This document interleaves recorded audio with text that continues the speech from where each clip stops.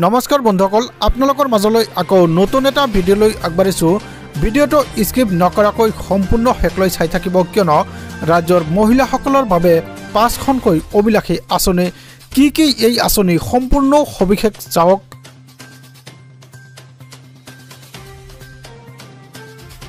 হয়, আপোনালোকে চাইছে এক ডাঙৰ খবৰ। ৰাজ্যৰ মহিলাসকলৰ বাবে স্বাৱলম্বী কৰি তুলিবলৈ 5খনকৈ অভিলাষী আঁচনি।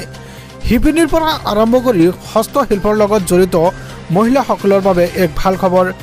টেইলৰিঙৰ লগত জড়িত মহিলাসকলৰ বাবেও এই আঁচনিৰ সুবিধা লাভ কৰিব। কন্যা শিশুৰ ভৱিষ্যত শৈক্ষিক জীৱন সুৰক্ষিত কৰিবলৈও আছে সুবিধা।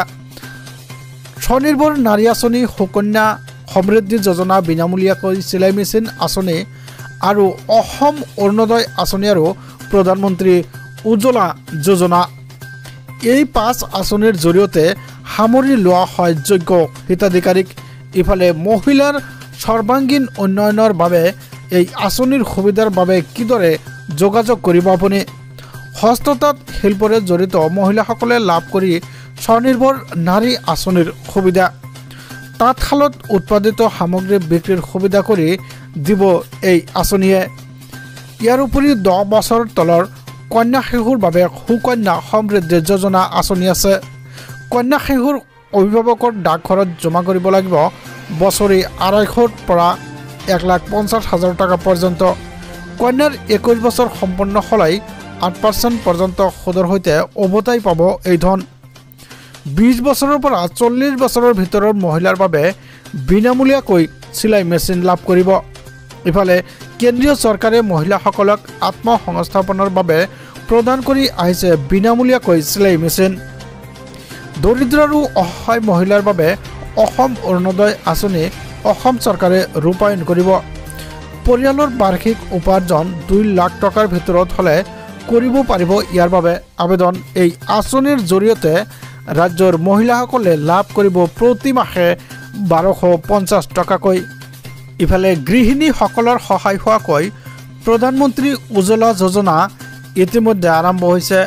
এই আঁচনিৰ জৰিয়তে লাভ কৰিব আৰ্থিকভাৱে দৰিদ্ৰ মহিলাসকলৰ বাবে ৰাজ সাহায্যযুক্ত গেছ চিলিণ্ডাৰ। হয়, ৰাজ সাহায্যযুক্ত গেছ চিলিণ্ডাৰ লাভ কৰিবলৈ সক্ষম হ'ব ৰাজ্যৰ আৰ্থিকভাৱে দৰিদ্ৰ পৰিয়ালৰ মহিলাসকলে। হয়, বিনামূলীয়াকৈ চিলাই মেচিন পাবলৈ সক্ষম হ'ব দৰিদ্ৰ সীমাৰেখা তলৰ মহিলাসকল। হয়, আপোনালোকে চাই আছে এক ডাঙৰ খবৰ, এক গুৰুত্বপূৰ্ণ খবৰ। যিসকল মহিলাই টেইলৰিঙৰ লগত জড়িত সেইসকলৰ বাবেও আছে এক ভাল খবৰ, কিয়নো বিনামূলীয়াকৈ চিলাই মেচিন লাভ কৰিবলৈ সক্ষম হ'ব। কিন্তু ইয়াৰ উপৰিও কেইবাটাও অভিলাষী আঁচনি আছে। অসম অৰুণোদয় আঁচনি, প্ৰধানমন্ত্ৰী উজ্জ্বলা যোজনা এই আঁচনিৰ অন্তৰ্ভুক্ত হ'ব আৰু এই আঁচনিৰ দ্বাৰা কিন্তু দৰিদ্ৰ সীমাৰেখাৰ তলত বসবাস কৰা মহিলাসকলে বহুখিনি উপকৃত হ'ব। হয়, 5টা অভিলাষী আঁচনি কেন্দ্ৰ চৰকাৰ তথা অসম চৰকাৰ দুয়ো চৰকাৰে মিলি কিন্তু এই 5টা অভিলাষী আঁচনি ৰূপায়ণ কৰিছে। সমান্তৰালভাৱে আছে 10 বছৰৰ তলৰ কন্যা শিশুৰ বাবে কন্যা শিশুৰ অভিভাৱকৰ ডাকঘৰত কিন্তু 250 টকাকৈ বছৰি জমা কৰিব লাগিব।